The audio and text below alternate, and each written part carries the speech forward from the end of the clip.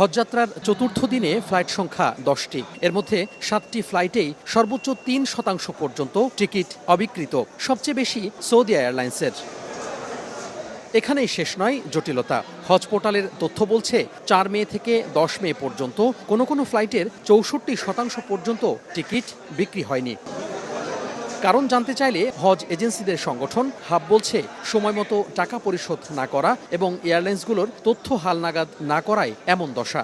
বিমান এবং সাউদিয়া থেকে এই পর্যন্ত কোনো ফ্লাইট খালি আছে, কোনো এজেন্সি টিকিট ইস্যু করেনি, এরকম কোনো তথ্য আমাদেরকে জানানো হয় নাই এবং এরকম সিট ফাঁকা আছে এটাও আমরা জানি না। তারা বলছে যে কোটা নাই, একটা সিটের জন্য আমি অনুরোধ করছি, বলছে আমার কোটা নেই, আমরা সিট আছে কিন্তু আমাদের কোটা নেই।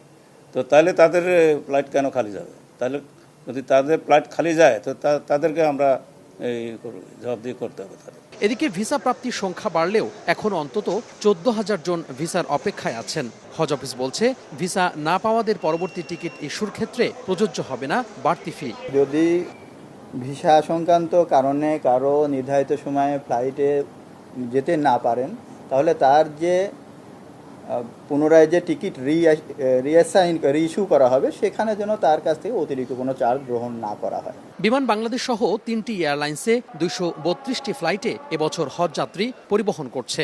এরই মধ্যে সৌদি আরব পৌঁছেছেন 15,000-এরও বেশি যাত্রী। তোহা খান তামিম, সময় সংবাদ, ঢাকা।